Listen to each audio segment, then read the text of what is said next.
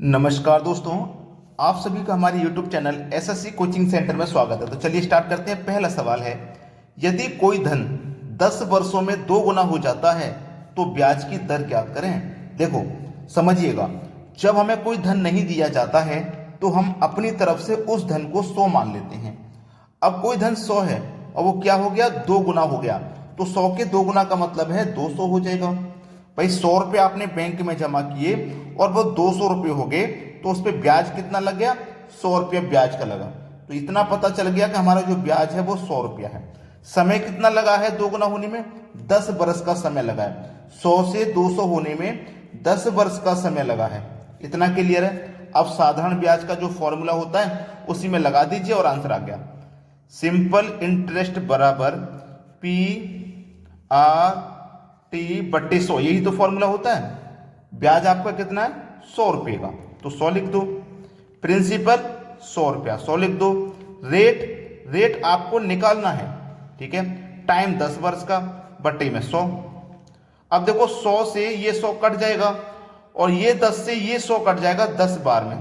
तो इधर क्या बचा आपका 10 और इधर क्या बचा आपका आर, यानी कि आर की वैल्यू कितनी है, 10% है। ये हो जाएगा आपके इस प्रश्न का बिल्कुल सही जवाब। सभी को समझ में आ गया होगा। अब देखते हैं अगला प्रश्न। अगला प्रश्न है 5.4 की पावर होल क्यूब माइनस 0.064 बटे में 5.4 की पावर स्क्वायर प्लस 2.16 प्लस 0.16। बहुत से बच्चे तो ऐसे प्रश्नों को छोड़ ही देते हैं, जबकि मात्र 5 से 10 सेकंड का सवाल है। छोड़ने की गलती मत करना। अब आप हमारे चैनल पे आ गए हो, सीख के जाना। 5 से 10 सेकंड में करके आओगे इस सवाल को। देखो करना क्या है, आप सबसे पहले ये देखिए कि ये मेरा क्या है 10.064। मैं इसको क्या लिख सकता हूं, ये क्या है, ये हमारा 10.4 की पावर 3 है कि नहीं, बताइए मुझे। भाई 4 की पावर 3 का मान 64 होता है। अब दशमलव लग रहा है तो दशमलव कहां लग जाएगा, एक जीरो के बाद में, ठीक है। तो इसको अब समझना, ए क्यू माइनस बी क्यू वाला फॉर्मूला दिया गया है, इसमें और कुछ नहीं है। ये संख्या मेरी ए है तो ए क्यू हो गया, ये संख्या मेरी बी है तो बी क्यू हो गया। देखो इसका मान ये हो जाएगा, क्योंकि मैंने इसको क्या कर लिया, 4 की पावर 3 में लिख लिया। तो ये मेरा ए हो गया और ये मेरा बी हो गया, ठीक है। तो चलिए ए स्क्वायर, ए क्यू माइनस बी क्यू का फॉर्मूला क्या होता है, ए स्क्वायर, ठीक है। ए स्क्वायर पूरा लिखते हैं, ए माइनस बी, ठीक है। फिर उसके बाद में ए स्क्वायर प्लस का ए बी प्लस का बी स्क्वायर। पहले मैंने क्या किया था, ए स्क्वायर को पहले लिख दिया था, कोई बात नहीं। बटे में आ जाइए, ए स्क्वायर प्लस का ए बी प्लस का बी स्क्वायर। अब देखो ये वाली संख्या और ये वाली संख्या बिल्कुल सेम है, तो ये कट जाएगी। बचेगा कि आपके पास ए माइनस बी, ठीक है। आपके पास बचेगा ए माइनस बी। तो आपके पास ए कितना है, ए है आपके पास 5.4, बी कितना है, बी है आपके पास 10.4। क्या करेंगे, माइनस करेंगे, तो माइनस में ले लिया। 5.4 में से 0.4 को घटा दोगे तो बचेगा कि आपके पास 5। तो यही हो जाएगा आपके सवाल का बिल्कुल सही जवाब। बताइए क्या अब भी आप इस प्रश्न को छोड़ के आएंगे, बिल्कुल भी नहीं छोड़ना है ऐसे सवाल आ जाए तो। अब देखते हैं अगला सवाल। अगला सवाल है 12 व्यक्ति 4 दिन में 12 कुर्सी बना सकते हैं, तो 8 व्यक्ति 8 कुर्सी कितने दिन में बना सकते हैं। देखो इसके लिए टाइम एंड वर्क का फॉर्मूला लगेगा, M1 D1 T1 पूरे का बटा W1 बराबर M2 D2 T2 पूरे का बटा W2। अब ये फॉर्मूले दिए गए हैं। अब फॉर्मूले के अनुसार जो वैल्यू दी गई है जिस चीज की, उसे लिखेंगे। अगर नहीं दी गई तो नहीं लिखेंगे। M की वैल्यू दी गई है 12, तो 12 लिखेंगे। D की वैल्यू दी गई है 4 दिन, तो 4 लिखेंगे। T की वैल्यू नहीं दी गई, T की वैल्यू जैसे मान ले 6 घंटे प्रतिदिन काम करते हैं, तो टाइम हमें दिया नहीं गया, तो उसकी वैल्यू नहीं दी गई, तो रहने दीजिए। ये क्या है W1 यानी कि वर्क कितना है, वर्क है 12 कुर्सी बनाने का, तो 12 लिख लो। बाद में कितने व्यक्ति हैं, 8, तो 8 लिखेंगे। कितने दिन में बनाएंगे, यानी कि D2 को तो वो पूछ रहा है, वर्क दिया गया है 8 कुर्सी, 8 कुर्सी कितने दिन में बनाएंगे ये सवाल है। और बस आंसर भी आ ही गया। 8 से 8 कट जाएगा, 12 से 12 कट जाएगा, इधर बचा 4, इधर बचा D2, तो 4 बराबर D2 कितने दिन में बना लेंगे, 4 दिन में बना लेंगे। ये आपके सवाल का हो जाएगा बिल्कुल सही जवाब। चलिए अब देखते हैं अगला प्रश्न। अगला प्रश्न है 120 के कितने भाजक हैं। भाजक पूछ रहा है कितने भाजक हैं 120 के। तो चलिए 120 के भाजक हमें अगर पता करने हैं तो क्या तरीका है पता करने का। देखिए सबसे पहले 2 से डिवाइड कीजिए 60 बार में जाएगा, फिर 2 से कीजिए 30 बार में जाएगा, फिर 2 से कीजिए 15 बार में जाएगा।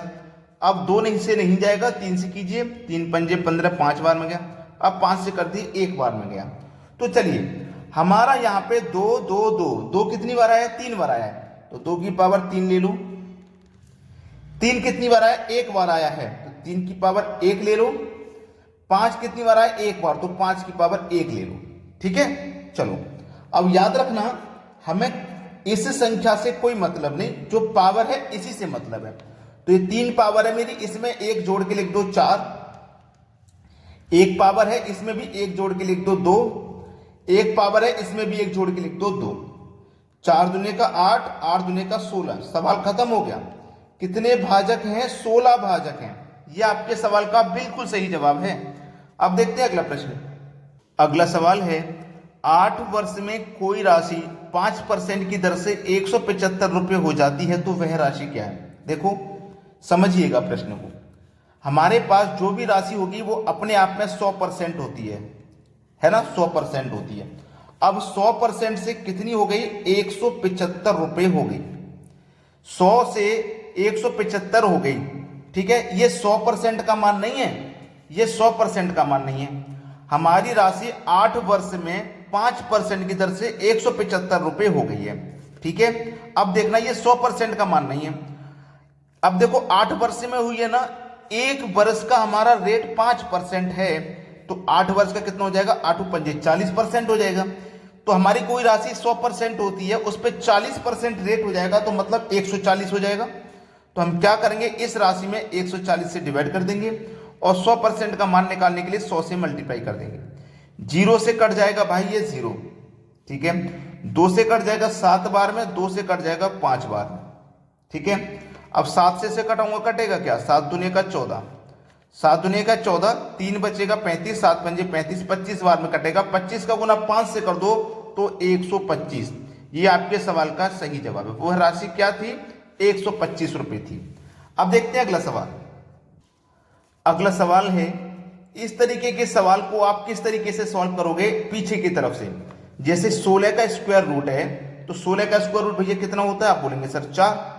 अब प्लस का जब साइन रहेगा तो इस 4 को इसमें प्लस करेंगे, और यदि माइनस का साइन रहता है तो फिर माइनस करते हैं। तो यहाँ पे प्लस का साइन है तो मैं 4 को इसमें प्लस करूंगा, तो 12 में 4 जोड़ूंगा 16 हो जाएगा। अब 16 का स्क्वायर रूट करो तो 16 का स्क्वायर रूट फिर से 4। अब 4 को इसमें प्लस कर दो तो 2 से किस में 4 प्लस कर दूंगा 225 हो जाएगा। अब 25 का फिर से स्क्वायर रूट करो तो 15। अब 15 को इसमें प्लस कर दो, 15 को प्लस करेंगे तो 25, और 25 का फिर से स्क्वायर रूट करेंगे तो 5। मतलब आपके सवाल का जो सही जवाब हो जाएगा वो हो जाएगा 5। ठीक है, अब देखते हैं अगला सवाल। अगला प्रश्न है 2 संख्याओं का एलसीएम और एचसीएफ का गुणनफल इतना है, यदि पहली संख्या 27 है तो दूसरी संख्या क्या होगी। ठीक है, इसका एक फॉर्मूला होता है, पहली संख्या गुने दूसरी संख्या बराबर एलसीएम गुने एचसीएफ। ये फॉर्मूला होता है इस फ्रेम का। ठीक है, अब एक संख्या यानी कि पहली संख्या 27 है, दूसरी संख्या हमको बतानी है क्या है। ठीक है, एलसीएम और एचसीएफ दोनों का, एचसीएफ यहां पे एचसीएफ लिखा जाएगा, दोनों का गुणनफल हमें दिया गया है। ठीक है, तो दोनों का हम गुणनफल लिख लेंगे। अगर अलग अलग संख्या होती तब भी गुणनफल दिया जाता तो गुणा ही करना होता, तो पहले से गुणा करके दिया गया है। अब देखो, अब इसको कटा लीजिए अगर कट जाता है तो। ठीक है, 9 से कटाऊंगा, 9 तिया 27, 9 से इसको कटाऊंगा, 9 दूने का 18, 2 बचेगा 27, 9 तिया 27, 9 1 कम 9, 2 से 31 बार में कट गया। अब दूसरी संख्या में बतानी है क्या है। देखो 3 से कटेगा क्या, कटा के देख लो भाई। 3 से कटाएंगे, 3 सत्ते 21, 2 बचेगा 21, फिर से 3 सत्ते 21, तो दूसरी संख्या हमारी क्या है भाई 77 है। ये हो जाएगा हमारे इस सवाल का बिल्कुल सही जवाब। सभी बच्चों को वीडियो क्या करना है, लाइक और शेयर करना है, इतना काम करना है बस। ठीक है दोस्तों, धन्यवाद।